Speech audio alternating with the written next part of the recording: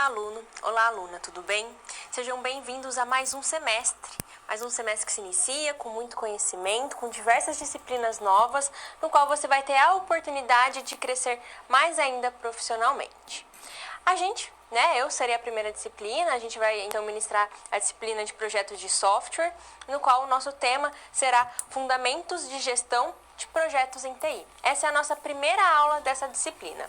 Mas o que nós falaremos? Antes, vou me apresentar, olha que falta de educação, perdão. Meu nome, então, para quem não me conhece, eu sou a professora Vanessa Matias Leite. Vou falar minha formação, eu sou formada e tenho mestrado em Ciência da Computação pela Universidade Estadual de Londrina e atualmente estou fazendo doutorado na USP como aluna especial. Bem, já fomos apresentados, vou falar um pouco do que nós vamos ver na nossa disciplina toda. Nós vamos falar sobre o que são projetos, vamos ver as metodologias ágeis, vamos trabalhar também com riscos e, para fechar, nós vamos trabalhar então com documentação e também manutenção de software. É só isso? Não, tem muito mais conteúdo. Eu só dei um breve resumo para que você tenha conhecimento do que será tratado. Mas e a aula de hoje? Na aula de hoje nós vamos entender o que são projetos, como que eles são, quais são suas características. Vamos entender também como que nós podemos fazer a formação de equipes e além de conhecer mais os processos do PMBOK, que vão nos auxiliar a montar bons projetos, tá bem? Então essa vai ser a nossa aula de hoje. E só iniciando com você, para que você já entre no clima, o que é um projeto, Principalmente um projeto de software. A gente faz projeto todos os dias. Todos os dias, se você levanta da sua cama e pensa o que você vai fazer no seu dia a dia com etapas, é um projeto. Então você levanta, toma seu café, toma seu banho, vai trabalhar, daí à noite você vai estudar um pouco. Isso é um projeto. Obviamente que não de software, mas é um projeto que você tem de vida. E quando a gente fala de um projeto de software, nós estamos pensando em construir ali um produto final. No caso ali, um desenvolvimento, um software de determinada linguagem ou determinado parâmetro. Bem, então, essa vai ser a nossa disciplina e você vai entender como montar bons projetos. Porque se você não tem um bom projeto, mesmo no seu dia a dia, provavelmente você vai ter ali algumas condições de riscos, algumas condições que vão dar uma atrapalhada no meio do caminho, não é mesmo? Então, para o desenvolvimento de software não poderia ser diferente. Os projetos são essenciais, tá bem?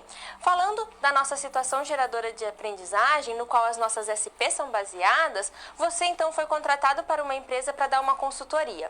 Essa empresa tem dificuldade em 2 pontos. Primeiro, a montagem da equipe, ela não sabe escolher os seus colaboradores para determinadas áreas e também ela não consegue distribuir as atividades, ela não sabe fazer uma distribuição hierárquica das atividades, tá bem? Então, você vai auxiliar essa empresa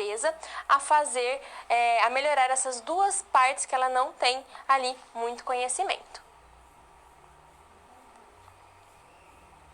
Iniciando então a nossa aula falando da introdução à análise e projetos de sistemas, tá bem? A gente vai começar então entendendo o que é um projeto, como que ele se caracteriza, e quais são as suas principais pontos para a gestão. Nós vamos ao quadro para falar então sobre o que é um projeto, Ele é um esforço temporário no qual é empreendido para criar um resultado, um produto, um serviço e, no nosso caso, um software, não é mesmo? Quando eu falo temporário, o que isso quer dizer? Isso quer dizer que ele vai ter dia para começar e para terminar. Tá bem? Obviamente que o dia para começar é mais fácil a gente pensar qual vai ser, não é mesmo? Já o para terminar ali, aquele dia, aquela data de fim é um pouco mais complicada. No entanto, um projeto não pode ser infinito, tá? Pense comigo. Quando você faz um projeto de vida, eu vou fazer uma faculdade, vou ter um bom emprego, vou comprar uma casa, você não pensa que você vai fazer isso infinito, até porque, infelizmente, nós não temos esse tempo de vida, não é mesmo? Você coloca, daqui 5 anos eu quero já estar inserido no mercado de trabalho, com o meu diploma de graduação e, com certeza ali, ganhando um bom dinheiro para comprar uma casa, para fazer uma viagem. Perceba que você põe uma data de início e de fim. Nos projetos de software também são assim. Só que essa data de fim ela é complicada e você vai ver ao longo da nossa aula de hoje que ela é importantíssima ser estimada corretamente. Pois se essa estimativa for errônea, você complica, vai gerando custos e assim vai ficando mais complicado. Mas vamos voltar ao quadro para a gente falar dos outros pontos do que é ser um projeto, né? O que é um projeto? Ele é criado, então, para gerar valor para a organização executora, clientes e usuários do produto. Portanto, não é só a empresa que deve lucrar com ele, o cliente também. Aquele produto, o software que você está gerando através de um projeto, ele deve gerar ali vantagens também para os clientes. Não são rotinas, isso é importante. Nós podemos ter a imagem errônea de pensar que quando a gente faz um projeto, ele é uma rotina. Eu posso aplicar um passo a passo sequencial a ele ali e ele vai estar correto para todos. E não, cada projeto tem suas características próprias. Então você não consegue fazer um projeto que vai abranger todos os seus desenvolvimentos na empresa. Portanto, todo projeto ele é único, logo todos eles devem ser analisados e feitos com cuidado e, obviamente, estudado para que ele tenha, então, uma boa finalização, né? Um bom desenvolvimento. Então, quando você falar de projeto, você vai pensar que eles não são rotinas, eles são diferentes uns dos outros, cada um tem suas características. Nós vamos, então, voltar ao quadro.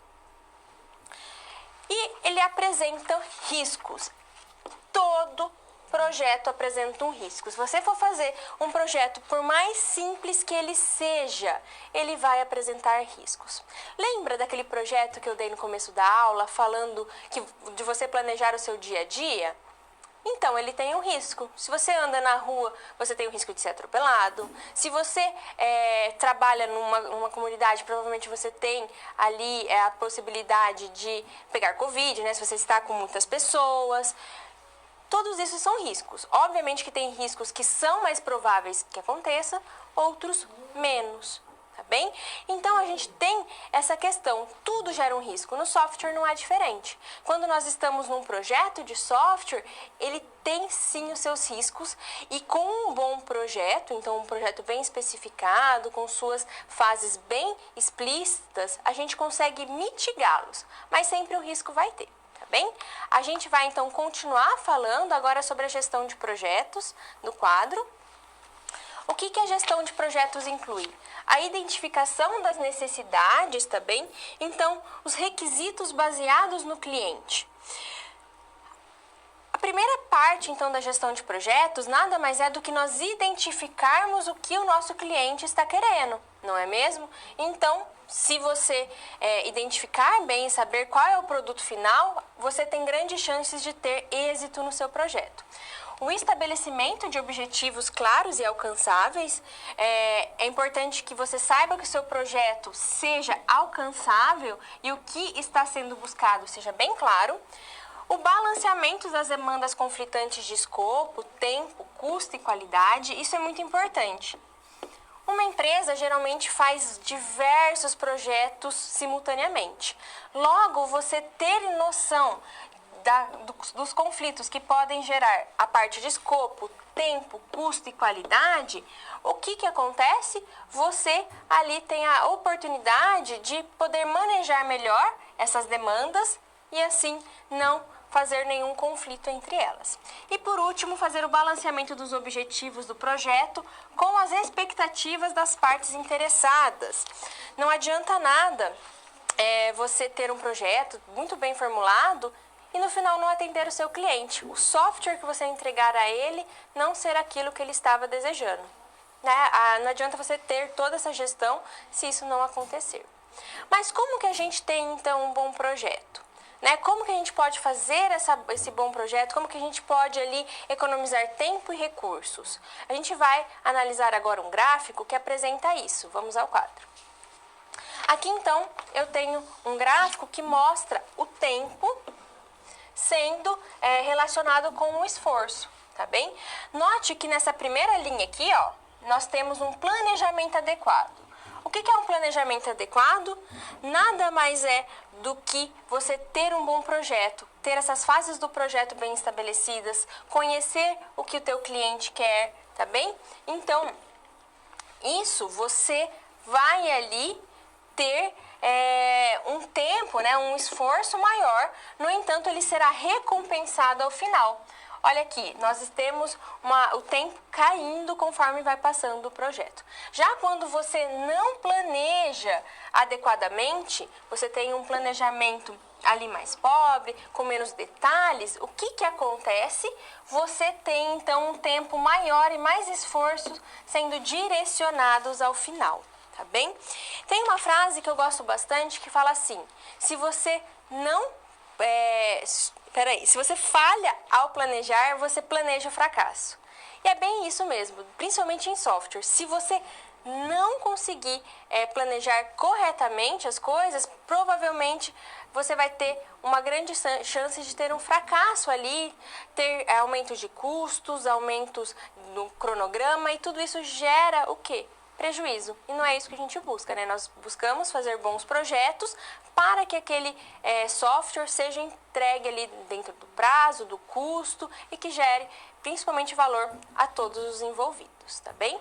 Então, aqui a gente finaliza a parte de características dos nossos projetos. Vamos falar então das formações das equipes e também alguns problemas que podem acontecer. A gente já viu o que é um projeto, né? A gente sabe então que um projeto ele é regido por pessoas, não tem como a gente excluir essa parte do projeto. Mas é importante que a gente conheça as hierarquias, conheça o perfil dos nossos colaboradores, pois assim a gente vai conseguir delegar melhor quem a fazer tal função e até mesmo qual é a melhor hierarquia que a empresa deve utilizar para os projetos. Tá bem? Agora a gente vai então iniciar falando sobre as características da formação da equipe no quadro. Então, primeiro você deve determinar o número de pessoas na equipe. Tá bem? Então, nesse caso, você vai ali ver qual é a sua equipe, vai ver quais são os colaboradores disponíveis, lembrando sempre que numa empresa, geralmente, vários projetos ocorrem simultaneamente, tá bem? Então, você vai delimitar ali um número da equipe. Depois, você vai analisar as atribuições. Nós temos duas habilidades, as técnicas e as interpessoais. Nas habilidades técnicas, o que nós temos? Nós temos aquela tarefa mais técnica, aquele conhecimento que basicamente poucas pessoas sabem. Como, por exemplo, configurar um servidor web. Não são todos os colaboradores que vão saber este assunto, né? Então, ele vai ter que ser adicionado pela sua habilidade técnica. Já as interpessoais, aquela pessoa, obviamente, tem as suas habilidades técnicas, mas ela consegue se relacionar bem com as pessoas, trabalhar em grupo, então, ela também deve ser associada. Importante também ter um plano de composição da equipe, que nada mais é do que listar as funções necessárias e a estrutura de comunicação proposta e ter um plano de comunicação, que indica quem vai receber as informações, aonde elas vão receber as informações, tá bem? Então, também é um ponto importante. Já que a gente entendeu da formação da equipe, quais são as estruturas possíveis? Nós temos a estrutura funcional, a projetizada e a matricial. Na estrutura funcional, nós temos algo, então, no qual consiste na divisão de departamento mais clássica. Essa estrutura funcional, ela é a mais comum, ela é hierárquica, ela é mais rígida. Então, ela tem ali um gerente de projetos, depois ela tem um líder funcional, às vezes um analista, os seus programadores e assim por diante. Já a projetizada, ela é orientada ao mercado. Então, ela tem um enfoque maior no projeto. Não tem, aqui, né, nesse tipo de estrutura, não tem mais a ideia de gerentes funcionais, e sim de um gerente responsável por um projeto, no qual ele e a sua equipe de programação têm autonomia. Aqui na funcional, não. Aqui na funcional, tem que passar por várias pessoas para poder tomar algumas decisões. A projetizada já é um pouco mais livre. E a estrutura matricial é a combinação das duas estruturas. Ela possui tanto um pouco da divisão de departamento, mas também ela dá autonomia ali para que tanto o gerente e a sua equipe de desenvolvimento possa ter algumas autonomias em determinados pontos, mas não é em tudo, tá? Já na projetizada, eles têm uma autonomia total. Na matricial, eles têm uma autonomia parcial. Então, são essas três estruturas. E conhecendo essas três estruturas, dependendo do projeto, você pode ver qual se adequa melhor, tá bem?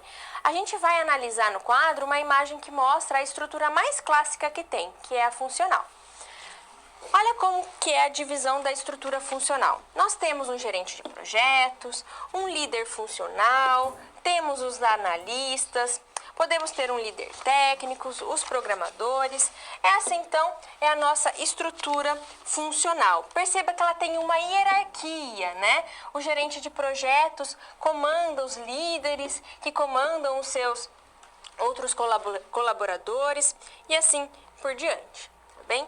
Só falando de algumas características aqui, o gerente de projetos, ele deve ser uma pessoa multitarefa, uma pessoa que trabalha bem em equipe, que é bom de negociação, tá bem? Então, essas são uma das características desse papel tão importante que ele está nas três estruturas, tanto a de matricial quanto a projetizada também.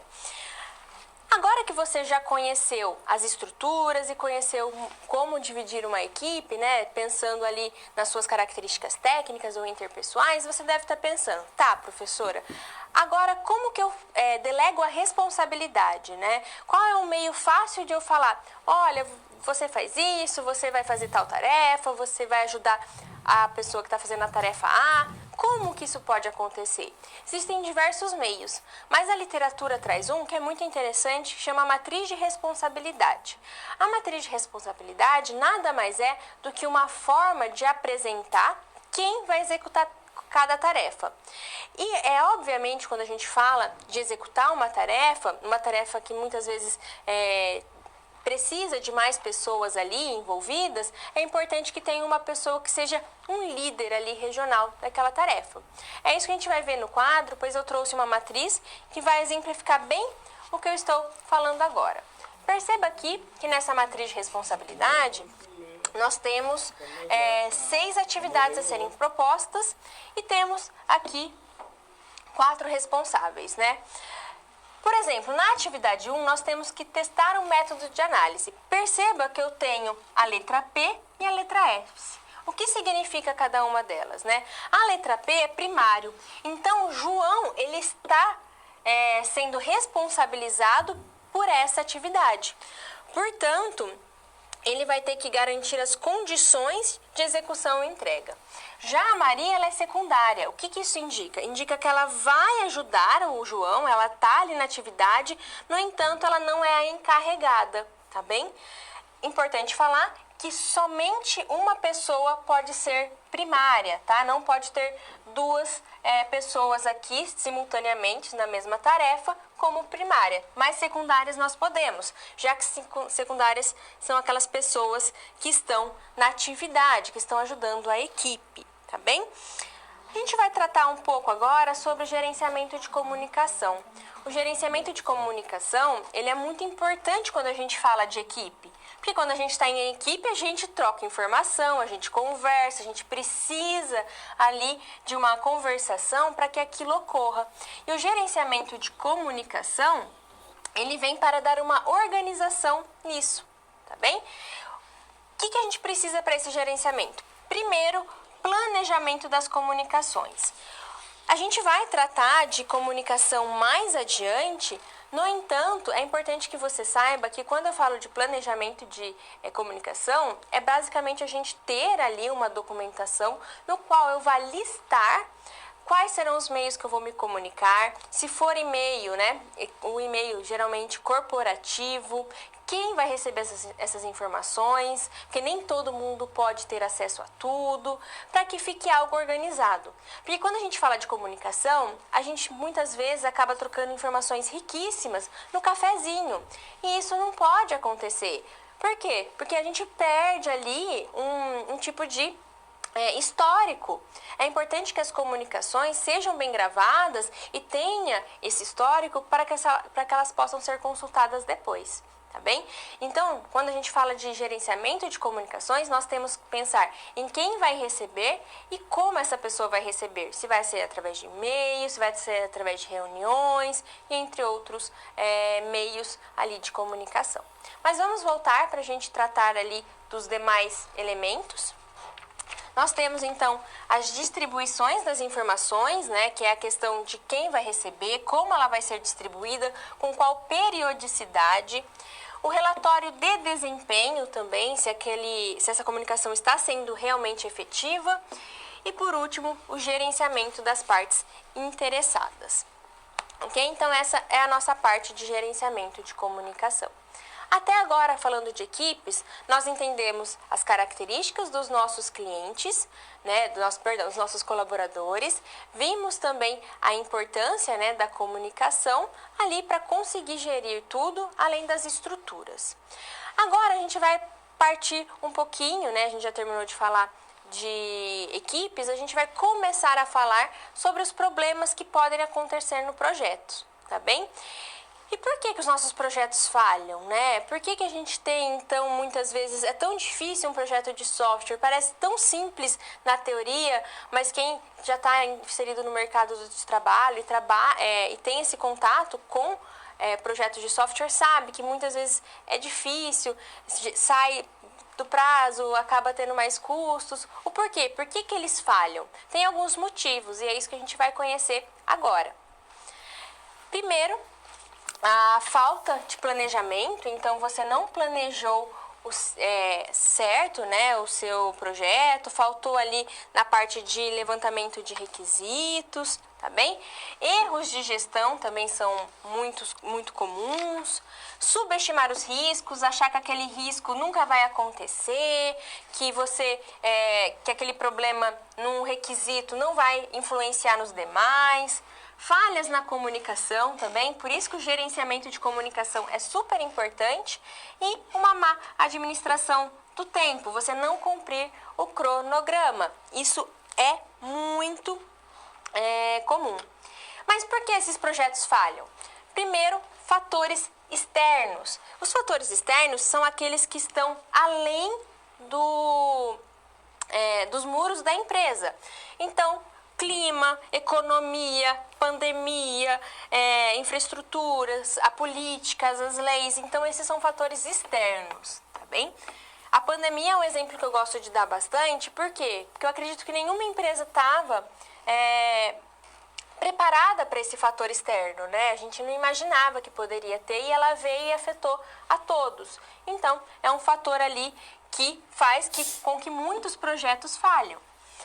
Fatores internos à corporação, aí nós temos a questão da má governança, má gerenciamento, e os fatores internos ao projeto, principalmente ao planejamento e controle de escopos. Nós temos aqui a lei de Murphy, que fala que tudo leva mais tempo do que todo o tempo que você tem disponível. Ou também, né, a gente pode adaptá-la para que a informação mais necessária é a mais difícil de ser acessada. Por que a gente traz a lei de Murphy aqui para projetos? Para que a gente não seja pessimista, mas realmente leve em consideração essa questão. Vamos supor que eu planejei fazer uma tarefa em 10 minutos. Eu acabei levando 1 dia e meio. Perceba que a lei de Murphy se aplicou ali. E o que aconteceu? Eu vou atrasar as demais tarefas. Então, a lei de Murphy a gente tem que considerar, porque elas são ali, no caso, importantes, para que a gente não subestime os erros, tá? Os riscos. Porque, se eles forem subestimados, a tendência de falhar um projeto, de dar um problema, é muito grande. E a lei de Murphy também nos traz alguns mitos, como, por exemplo, tá acabando o tempo do meu projeto, vou colocar gente para trabalhar nele. Não vai adiantar. Tá? Então, isso é um mito da computação. Temos também um outro mito que fala que se o meu projeto está funcionando, ele está ok, já posso entregar. Não necessariamente, pode ter alguns erros ali embutidos. E também a parte de teste somente no final. Os testes devem ser feitos em todas as etapas do nosso programa. A gente vai falar agora, então, do gerenciamento de projetos em cascata, em outros modelos também. O que acontece? O projeto, ele tem vários subgrupos ali de processos dentro dele. E por que essa divisão é importante? Essa divisão é importante para que as empresas tenham em mente o que fazer naquela etapa, né? Em qual etapa ela está, e assim ele consegue planejar melhor. A gente vai conhecer agora quais são esses subgrupos que dão origem aos nossos grupos de processo. Vamos ao quadro.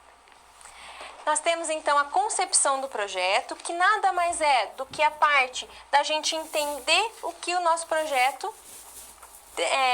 qual é a finalidade do nosso software, né? Para que aquele projeto está sendo criado.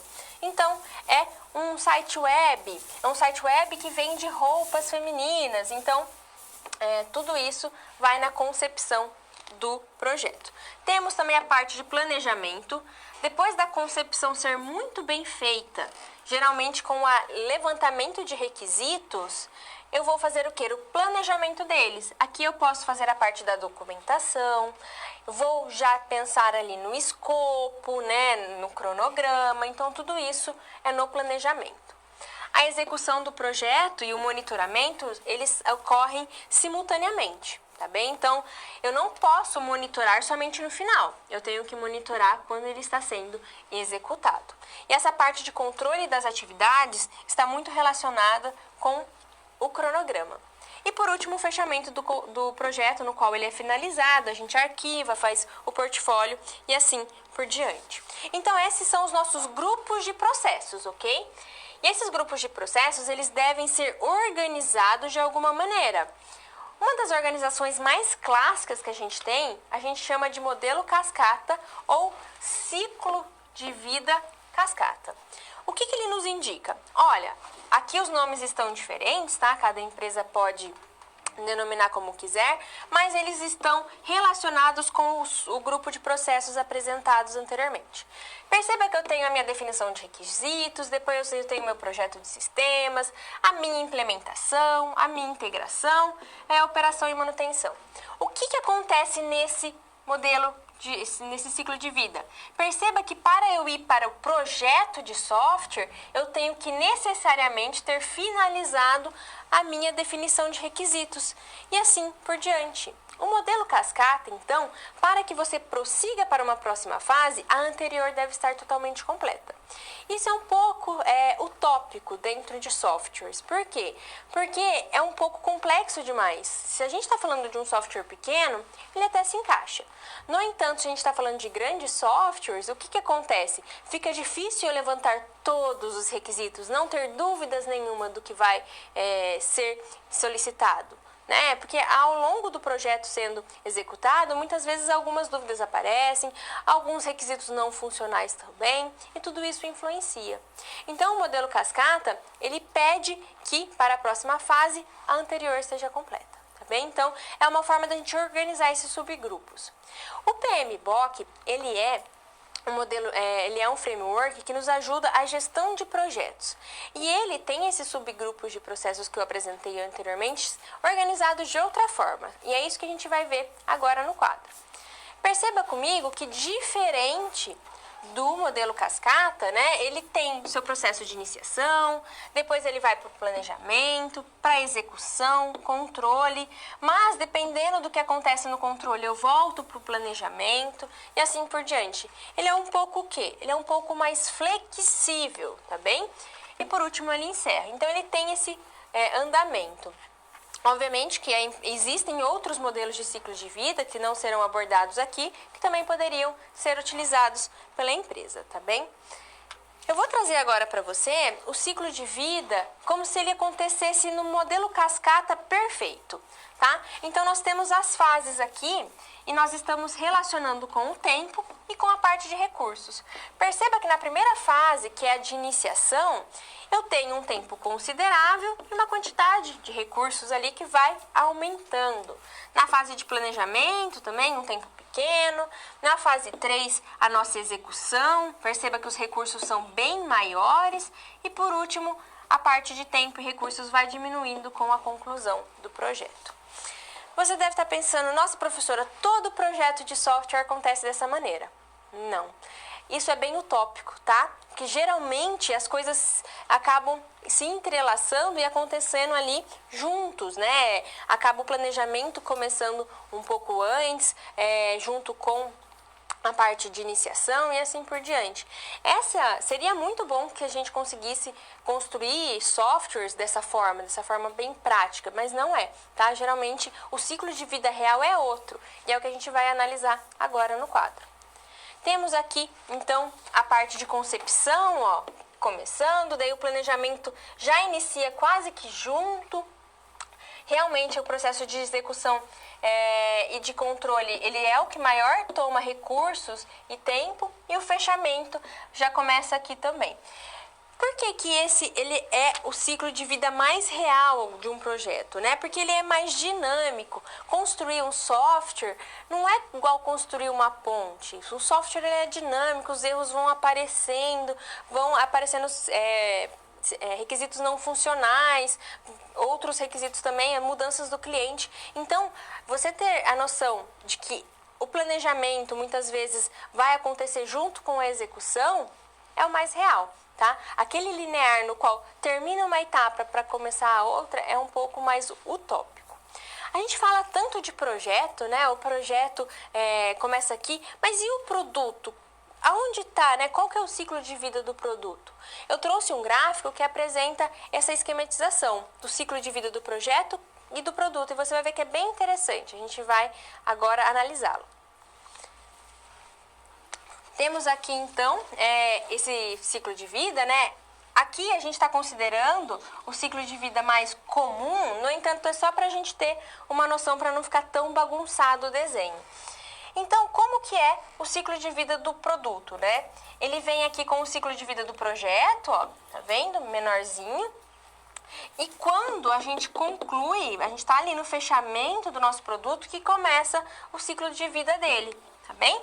Nós temos então a parte de uso, que no caso é a parte que ele está ali sendo utilizado pelo cliente, e depois aqui obviamente ocorrem manutenções, versões e entre outros, e chega uma época que ele acaba entrando em desuso, e nesse desuso ele é descontinuado. Perceba então que o nosso ciclo de vida aqui do projeto, ele fica bem na primeira parte, que é a de criação, e se estende ao longo um pouquinho do nosso ciclo de vida do produto, tá bem? De uso ali dele. Então, essa foi a nossa parte de ciclo de vida e grupo de processos. Vamos para a nossa primeira situação problema. Você se lembra da nossa SGA? Você então foi contratado ali para melhorar alguns processos da empresa. O primeiro deles é a montagem da equipe, tá bem? A gente vai ao quadro para a gente analisar, então, o que nós vamos fazer. Você deve, então, melhorar a equipe de uma empresa. Ela não sabe muito bem como alocar os seus funcionários nas devidas atividades. A primeira parte, então, a gente vai ter que analisar, né, e dar alguns conselhos para essa equipe. Então, a primeira é ter abertura para críticas e para participação no trabalho em equipe. Quando a gente fala crítica, soa um pouco estranho, né? A gente pensa, nossa, vai criticar o meu colaborador? Mas muitas vezes não é ele em si, né? Você não está fazendo uma pessoa, você está ali dando dicas para o trabalho dele e trabalhar em equipe. Muitas vezes a gente é um pouco mais introvertida, eu falo por mim mesma, falei, vou trabalhar com um computador que eu não preciso mexer com gente. Não é bem assim. A gente trabalha em grandes companhias e acaba tendo que trabalhar em equipe. Ter foco nos resultados e objetivos é a energia necessária para buscá-los, tá? Então, principalmente buscar os objetivos, apresentar inteligência emocional, integridade e lealdade à equipe e aos objetivos. Com esses pontos apresentados, você já começa a mostrar mais ou menos o que a empresa tem que fazer. Então, trabalho em equipe, sendo aberto, os colaboradores tendo essa cultura de receber ali algumas críticas, alguns direcionamentos sobre o melhor trabalho, além de ser íntegro e ser fiel à equipe. E a gente sabe que quando a gente fala em empresas de software, a rotatividade é muito alta, né? Então, você ter ali um colaborador que é bem vinculado, que é fiel, ajuda bastante. tá bem? Mas a gente vai agora ver alguns outros perfis, né? Depois que você já mostrou essas características importantes que a equipe deve ter, a gente tem que analisar o perfil comportamental do nosso colaborador para consegui-lo encaixar corretamente num projeto de software. A gente vai ao quadro. Nós temos alguns perfis de pessoas, não é mesmo? Nós temos pessoas que são mais colaboradoras, menos colaboradoras, mais competitivas e menos competitivas. Quando nós temos uma pessoa que ela é mais colaboradora e mais competitiva, ela pode ser um líder. Ela pode ser então um gerente de projetos, né? Ela pode ser ali, se a parte de gerente de projeto já está sendo ocupada, ela pode ser uma pessoa primária naquela atividade, como a gente viu na parte de matriz, e assim por diante. Se ela é colaboradora, mas ela não é tão competitiva, ela é um colaborador, ela pode fazer parte da equipe de desenvolvimento, de analística, não é mesmo? Se ela é um menos colaborador, mas mais competitivo, ela é uma pessoa competidor. Aqui entra aquela pessoa que tem um foco no resultado. Sabe aquela pessoa que quando começa um negócio não desiste? Então, ela é ótima para resolver os problemas mais difíceis e ser encaixadas naquele requisito que exige muita concentração e também muito do nosso colaborador. E por último, a pessoa menos colaboradora e menos competitiva, ela pode ser uma pessoa mais analítica, então é aquela pessoa que muitas vezes vai para os testes e assim por diante. E agora a gente tem a parte de liderança situacional, né? No qual nós vamos avaliar tanto a maturidade psicológica quanto a maturidade do trabalho. Aqui no caso, se nós temos uma pessoa com maturidade psicológica e do trabalho, ela é uma pessoa que vai delegar. Então, nós não temos muito ali ação que ela vai ter, né, de delegação.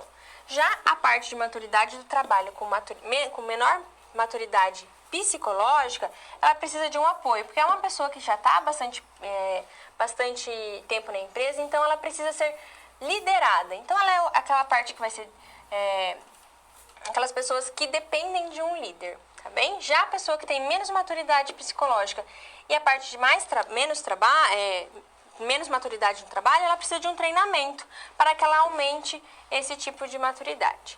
E a última aqui é a pessoa, então, com uma maturidade psicológica alta e uma maturidade no trabalho, ela tem, então, uma parte de direção. Ela deve, então, ser direcionada para alcançar bons objetivos.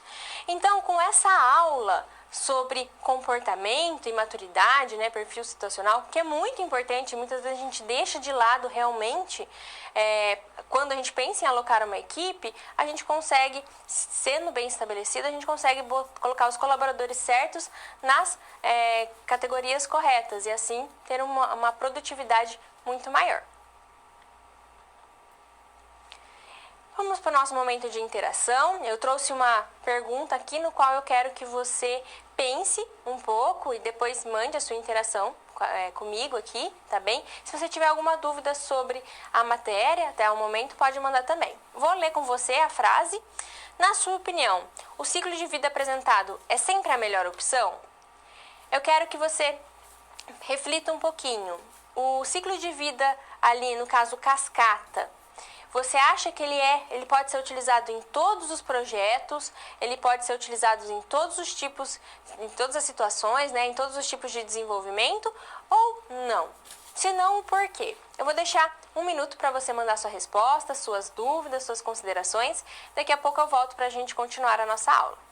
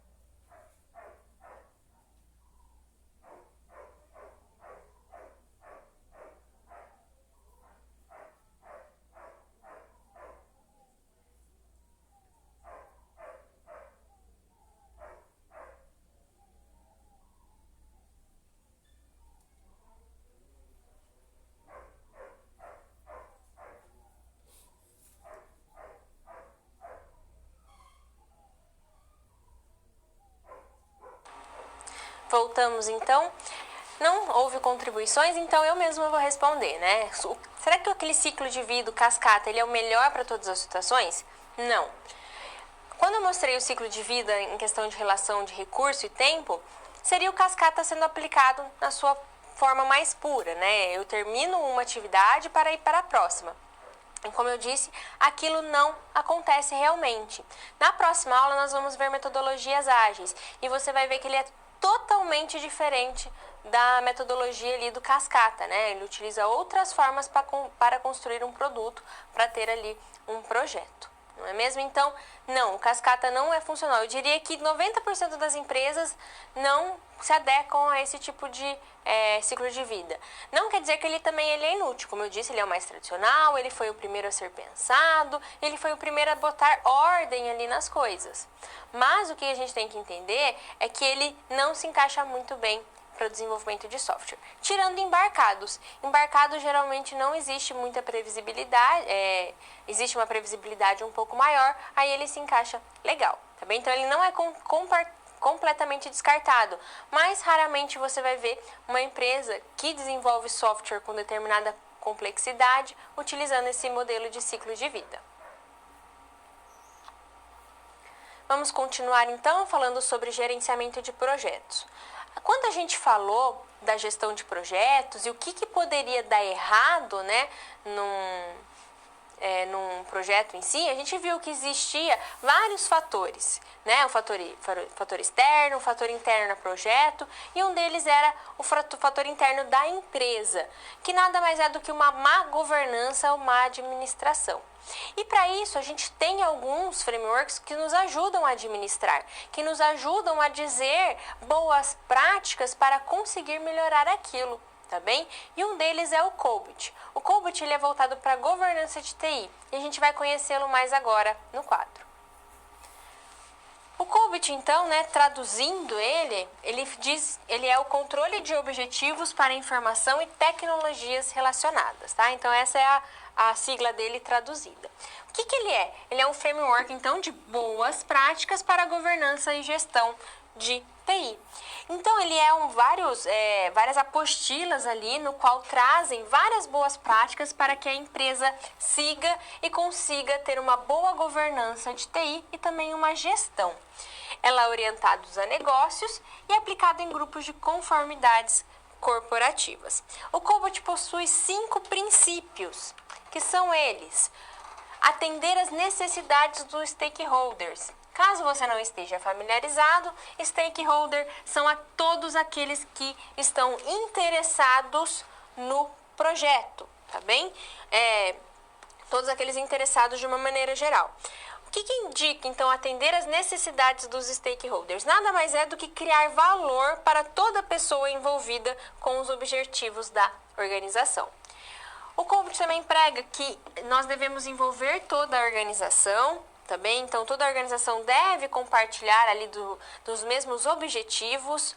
Devemos também aplicar um único framework integrado, no qual, quanto mais simples, mais fácil de ser integrado.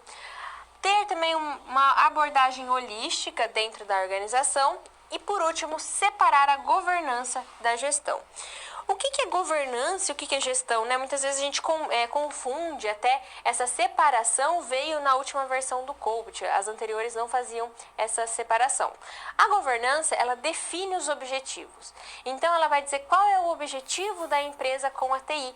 Né? Geralmente o COBIT ele pode ser aplicado em empresas no qual a TI é um setor, não necessariamente a principal atividade. Tá bem? Mas a governança, então, ela vai definir os objetivos da TI na organização. E a parte de gestão, não. A parte de gestão é mais a parte de criar e executar. E monitorar também. Então, perceba que uma cria o objetivo, a outra põe em prática. Tá bem? Mas, para ver bem essa separação, eu trouxe uma imagem que vai apresentar aqui o que é a governança, né, e a gestão. Ela, então, na governança, nós fazemos a avaliação, nós dirigimos, então, perceba que essa parte de direção é mais ali na questão dos objetivos para vir para a gestão. Que daí eu faço o planejamento, eu construo, eu entrego, eu monitoro dentro da gestão, mas também faço um monitoramento na governança. Perceba que todas essas atividades, elas possuem boas práticas, tá bem? Então, o Colbert traz boas práticas para monitorar, para avaliar, para construir e assim por diante. Tá bem? Então, existe ali uma biblioteca grande dentro do Colbert, no qual ele vai instruir a empresa a conseguir colocar uma boa governança e uma boa gestão de TI. O Colbert, então, ele é um pouco mais genérico. Nós vamos analisar agora o ITIL. O ITIL ele é próprio para serviços de TI, que é diferente, tá? O Colbert é governança e gestão, o ITIL voltado para a parte de serviços de TI. E a gente vai analisar agora algumas características dele no quadro. É então uma biblioteca de boas práticas de gerenciamento de serviço de TI, como eu tinha dito. E quando eu falo biblioteca, é biblioteca mesmo, tá? São 5 livros que trazem então ali vários tipos de boas práticas para a empresa conseguir fazer esse gerenciamento. E o ITIL também oferece um framework comum para as atividades do departamento de TI. Então, existe todas essas atividades sendo eficazes para o gerenciamento de serviços, tá bem?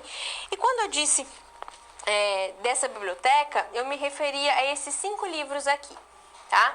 O primeiro livro, então, é a Estratégia de Serviço, no qual vai apresentar as estratégias tomadas, depois vem desenho de serviço, transição, operação e, por último, melhoria continuada. Para você ter noção, dentro desses 5 livros, nós temos 26 processos sendo abordados. Então, 26 processos são abordados nesses livros, trazendo boas práticas do ITIL, tá bem?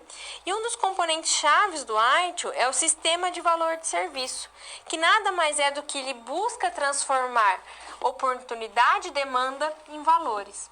Então, com esses principais componentes da cadeia, nós conseguimos, a partir de uma demanda ou oportunidade, gerar um valor para a empresa, que é que é um dos valores que a gente busca, né? E quais são esses componentes? Primeiro, os princípios norteadores, então, eles que vão dar ali essas práticas, a governança que pode ser aplicada com o Colbert, que a gente já analisou anteriormente, práticas, a melhoria contínua e a cadeia de valor de serviço. Então, com esses componentes e as boas práticas dadas pelo ITIL, nós conseguimos o quê?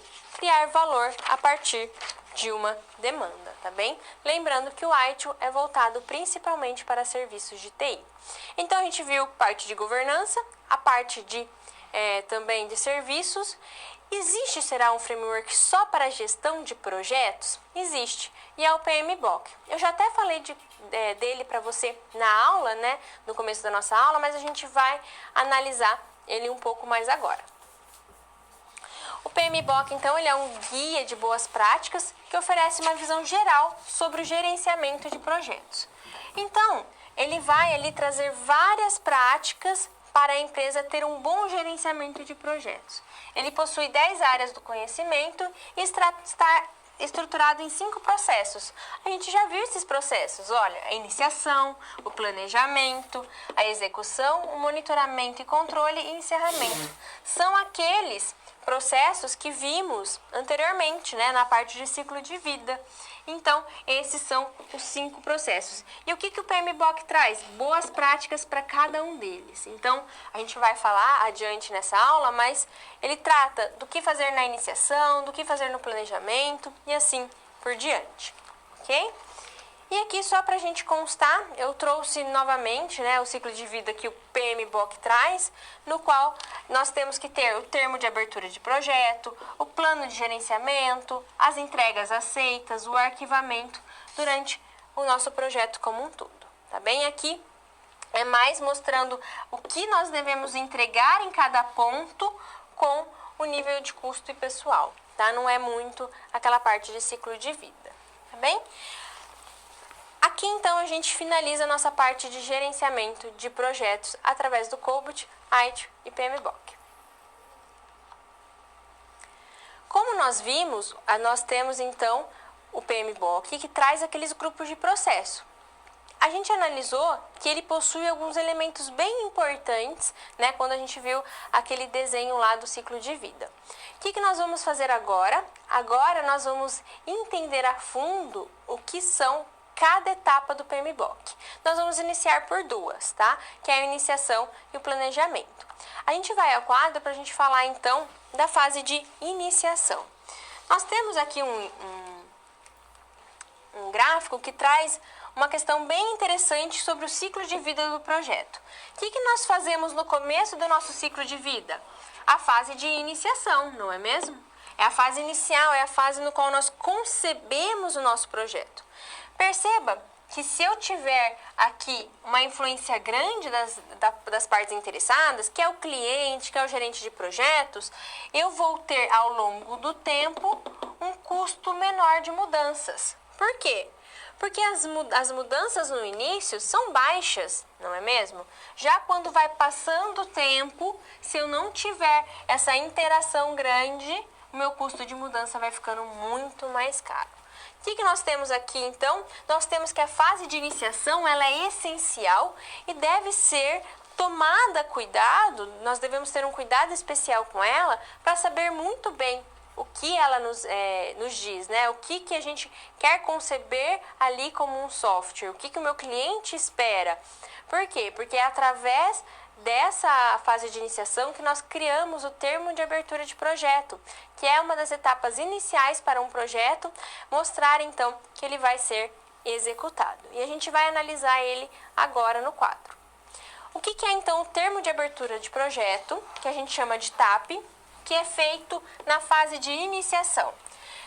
Esse termo ele contém alguns pontos, tá bem? O primeiro deles é o estudo de viabilidade, que a gente vai analisar se aquele projeto é ou não possível ser realizado, contratos e convênios firmados, se você contrata então empresas terceirizadas, restrição de prazos e custos.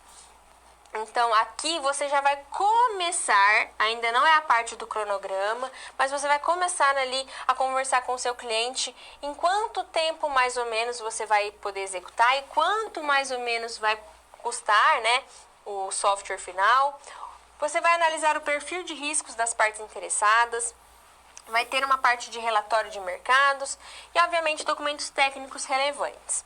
Então, tudo isso daqui, todos esses pontos devem estar nesse termo de abertura do projeto que o PMBOK, não esquece que aqui nós estamos tratando do PMBOK, traz como itens essenciais na fase de iniciação. Eu vou falar mais com você agora sobre o estudo de viabilidade, tá bem? O que é esse estudo de viabilidade? Nós temos 3 viabilidades que devem ser consideradas nessa análise. A primeira delas é a técnica. Nós podemos construir, né? Parece uma pergunta um pouco meio até redundante, mas a gente tem que perceber, será que a minha empresa tem capacidade para fazer esse projeto? Será que ela não é muito grande? Será que não foge do nosso escopo da empresa? Será que eu tenho ali pessoal para isso? Vai que a sua empresa já está cheia de projetos, já nem consegue pegar um a mais. Então, essa é uma viabilidade que tem que ser levada em conta. Temos também a viabilidade econômica. Ele vai agregar valor? Né? Então, o que vai acontecer? Eu vou conseguir gerar valor com esse projeto ou não? Ou eu vou acabar, ele tem tanto risco que eu posso ter prejuízo, né? E nenhuma empresa, obviamente, quer ter prejuízo. Então, essa viabilidade econômica também é importante ser levada em consideração. E, por último, a organizacional. Se a gente construir, ele vai ser usado, muitas vezes esse tipo de questionamento é feito para a empresa que produz as suas próprias ferramentas, né? Mas também pode ser utilizado com o cliente. Será que o cliente vai ser mesmo o que o cliente está querendo? Será que se eu construir desta forma, o cliente vai adotar e vai, obviamente, querer aquele produto? Isso também serve muito para quem cria apps, para quem cria software, né? As apps, para pessoas em geral, né? Será que isso vai ser bem aceito? Vou te dar até um exemplo. Teve uma época que o Clubhouse estava um fervo, né? Todo mundo queria o convite do Clubhouse. E hoje em dia quase ninguém mais usa. Perceba que foi uma explosão, né? Então ele não foi viável, ele foi legal no começo, mas depois as pessoas não gostaram muito e acabaram abandonando. Então tudo isso tem que ser levado em conta. E isso é feito na termo de abertura de projeto, na fase de iniciação. Nós vamos para a próxima fase, que é a fase de planejamento, que é uma fase também que tem alguns marcos que devem ser considerados e devem ter ali um certo cuidado. A gente vai analisá-los agora. Na fase de planejamento, então, uma das principais questões que nós temos é a fase do planejamento de escopo. Uma delas é a matriz de requisitos. O que é a matriz de requisitos, né? A matriz de requisitos, ela é muito importante, porque quando a gente pensa em requisitos, eles são relacionados. E quando a gente faz essa matriz, mostrando qual requisito tem relação com qual, a gente consegue fazer uma rastreabilidade. E na hora de vir as modificações, as manutenções, se eu sei que se eu alterei o meu requisito A, se ele está relacionado com mais 3 outros, isso pode desencadear erros nos demais. Então, eu consigo fazer uma rastreabilidade através dessa matriz. Então, o PMBOK também sugere como uma boa prática a matriz ali de requisitos. Mas vamos voltar ao quadro para a gente tratar dos demais itens que devem ser realizados no planejamento de escopo. A declaração do escopo. Então, ver ali o que realmente aquele projeto vai tratar e a estrutura analítica do projeto, que nada mais é do que uma subdivisão hierárquica do trabalho. Aqui, então, nós vamos dividir as nossas atividades no EAP para que elas fiquem mais organizadas, tá bem? Aqui, então, nós temos a definição do escopo, tá bem? Então, perceba que eu tenho o detalhamento do escopo. Aqui eu vou definir as atividades, os meus recursos. Secundariamente, vou ver os meus riscos, as minhas comunicações. Vou ver as minhas sequências de atividades, estimar a duração, estimar os custos. E como finalidade, eu vou ter o meu cronograma, o meu orçamento e o meu desenvolvimento do plano, tá bem? Então, essa é a nossa parte de escopo. E para finalizar a nossa parte de planejamento, nós também devemos desenvolver o cronograma. Então, é no planejamento que eu já vou confirmar qual tarefa vai ser feita em determinada data. Então, para isso, eu devo revisar o calendário efetivo de disponibilidade de recursos. Logo, eu devo ter uma noção de todos os projetos que está acontecendo na minha empresa para ver disponibilidade de recursos de pessoal, de muitas vezes máquinas, né? E também tempo também de alguns especialistas. Refinar as estimativas de duração das atividades, considerar o calendário geral de trabalhos, considerar as dependências entre as atividades, isso é muito importante. Um cronograma tem que levar em conta qual atividade depende da outra, porque não adianta, porque dependendo se uma atividade atrasa, isso vai acarretar uma bola de neve, né, no qual nós teremos atrasos nas demais também. E por último, atribuir datas específicas de início e término de cada atividade. Isso é muito importante, porque se eu só colocar assim, o meu projeto vai durar 1 ano e meio, mas eu demorei até a metade do meu projeto 1 ano e 4 meses, não adiantou nada. Quando nós temos as atividades com data de início e fim, nós conseguimos ter um controle muito maior e assim conseguir ter a noção se o nosso cronograma está sendo ou não cumprido. Então perceba que na fase de iniciação nós temos um termo de abertura do projeto. Já na fase de planejamento, o negócio aumenta um pouquinho. Nós temos a parte de escopo, de matriz de rastreabilidade, da estrutura analítica do projeto e também o cronograma deve ser montado. Nós vamos falar dos demais processos que estavam faltando, de execução, controle e encerramento, tá? Então, com esse bloco a gente finaliza todos os processos do PMBOK, que são aquelas 5 grupos, né, no qual o PMBOK traz as boas práticas. Vamos começar então com a parte de execução e controle. Lembrando que esse grupo de processos, eles andam juntos, eles acontecem ali simultaneamente. A gente vai ao quadro para iniciar falando então desta fase. Nessa fase, nós vamos desenvolver e gerenciar o trabalho de projetos de maneira integrada, bem como as pessoas envolvidas. Devemos já controlar as mudanças no projeto, isso é muito importante, tá bem? Recomendar ações preventivas para antecipar problemas. Aqui nós já começamos a tentar mitigar os nossos riscos, tá bem? E por último, garantir que somente mudanças aprovadas sejam implementadas. Perceba que teve mudanças 2 vezes aqui na nossa fase de execução e de controle, né? E por quê? Porque as mudanças, elas vão ocorrer, tá? É inevitável. Quando a gente faz um projeto de software, elas ocorrem e elas podem ser muito danosas e criarem muitos riscos, tá? Muitos problemas ao final. Então, esse monitoramento ele é importante para que eu saiba que aquilo foi modificado do planejado. Porque se eu começo a modificar sem tomar conhecimento do que está sendo mudado, muitas vezes eu posso chegar num certo ponto e querer voltar lá no começo. Mas eu não sei o que aconteceu, eu não sei quais mudanças foram realizadas. Então perceba essa dificuldade, tá bem? Logo, as mudanças são essenciais e a parte de controle vem para que isso seja muito bem estabelecido. Mas vamos continuar então falando sobre essa fase. No caso, a gente deve gerenciar a execução do projeto e suas atividades, principalmente contemplando as entregas, tá? Lembra que as entregas estão relacionadas com o nosso cronograma, né?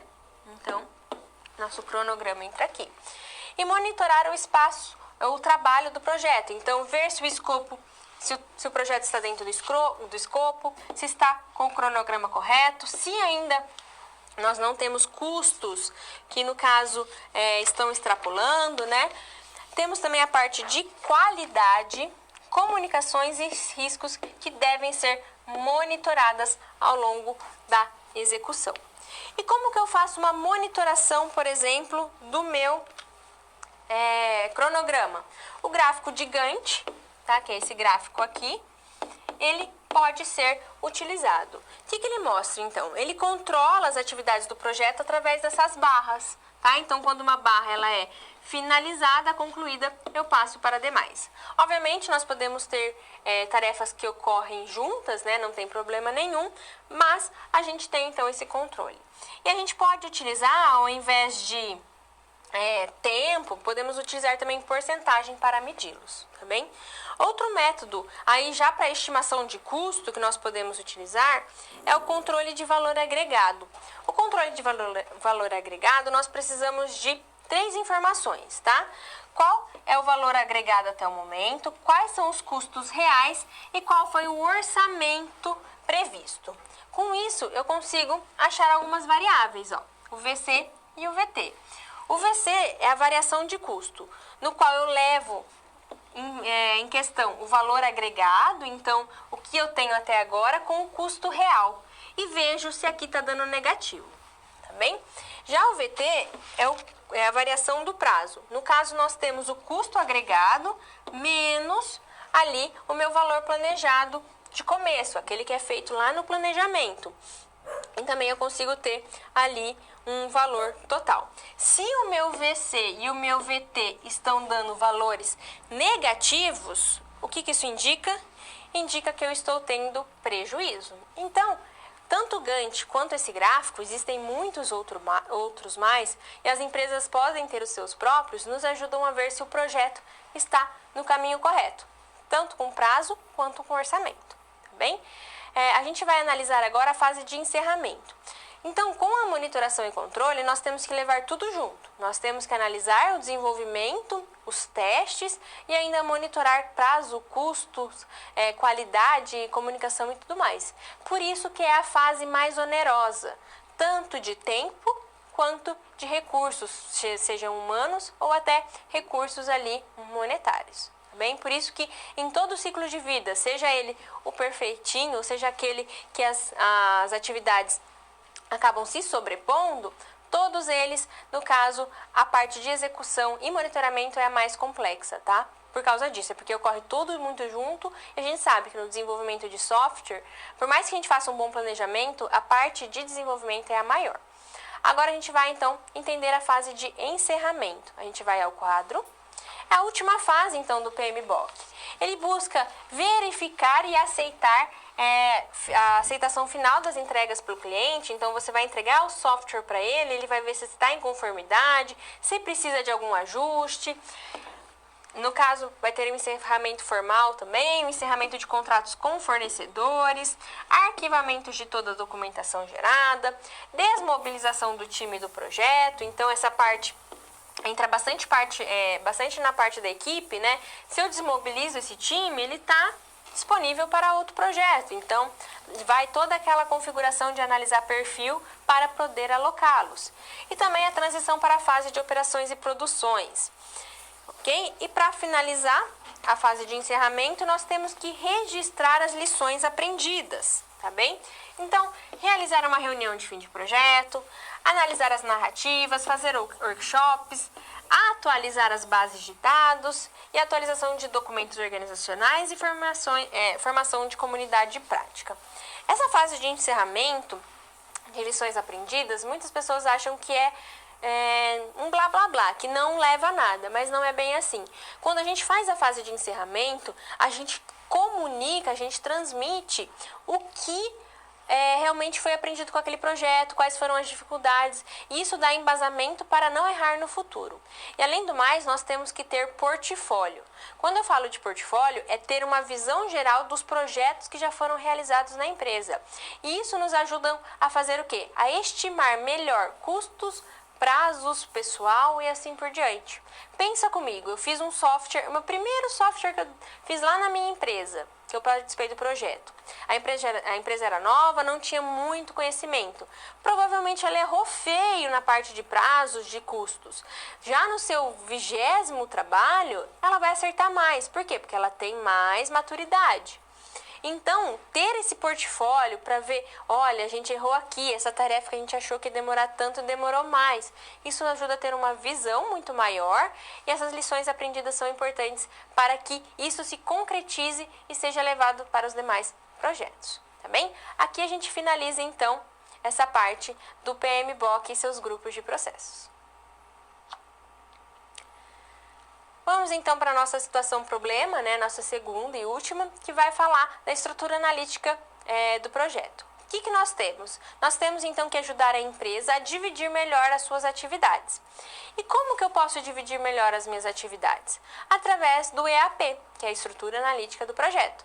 Por quê? Porque o EAP ele vai fazer uma estrutura hierárquica. Eu posso dividir as tarefas, posso dividir produtos, até mesmo por áreas. Tá bem? Mas geralmente dentro da TI a gente divide as nossas tarefas, tá bem? A serem executadas.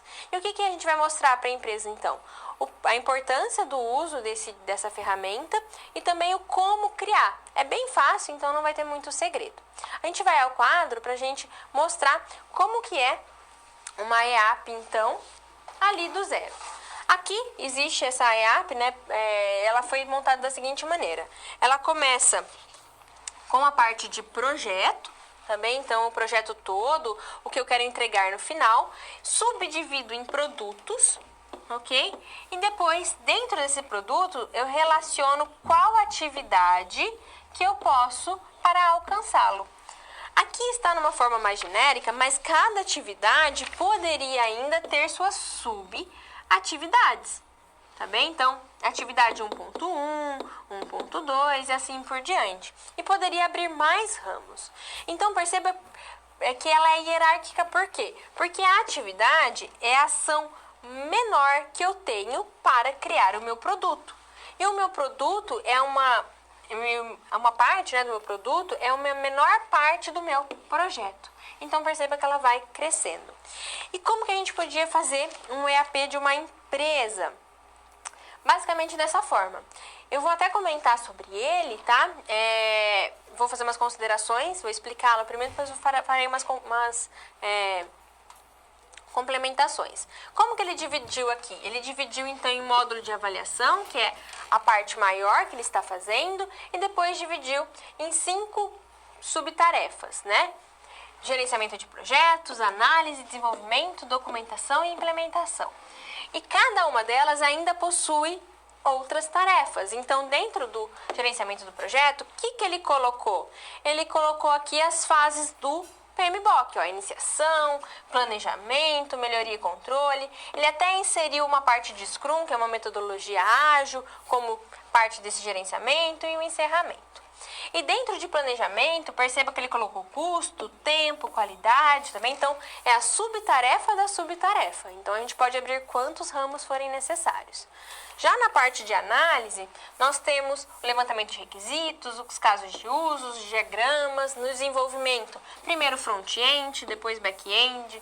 Dentro do back-end, eu vou fazer as camadas de negócios, a segurança da informação, documentação, técnica, projeto e implementação às fases.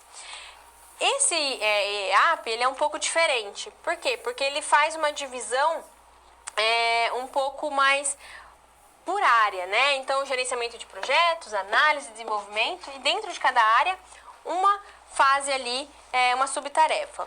Como que a gente poderia organizar esse EAP de outra maneira para que a empresa também entenda?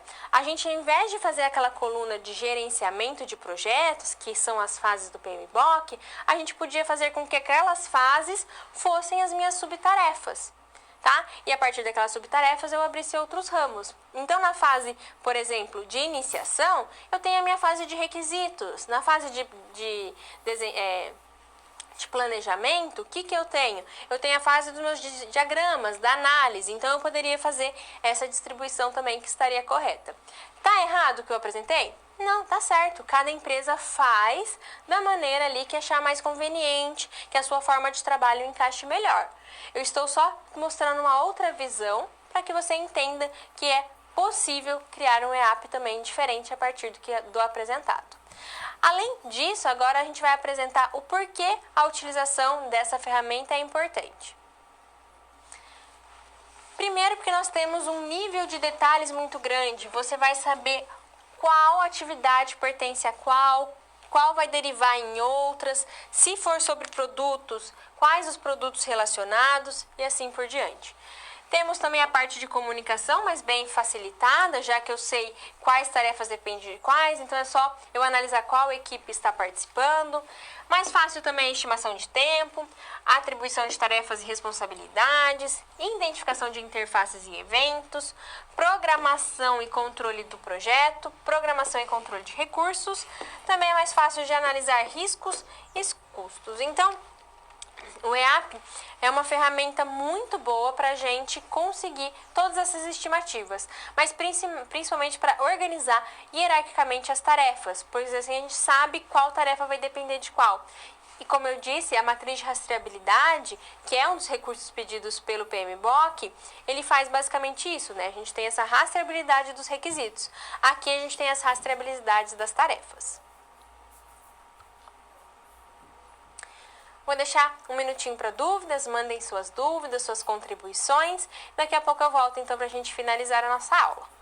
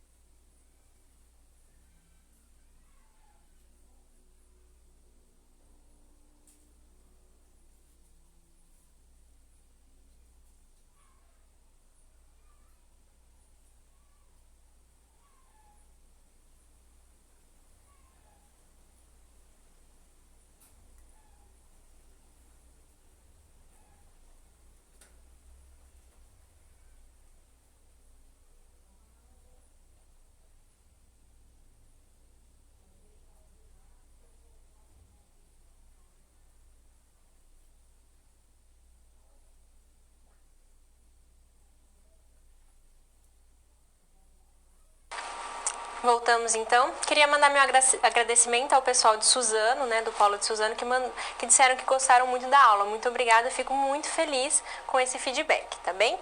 Não teve perguntas na aula de hoje, mas você revisando o conteúdo em casa, apareceu uma dúvida sobre a aula de hoje, não se acanhe, mande na próxima aula que a gente resolve, tá bem? Vamos então para a nossa parte do recapitulando.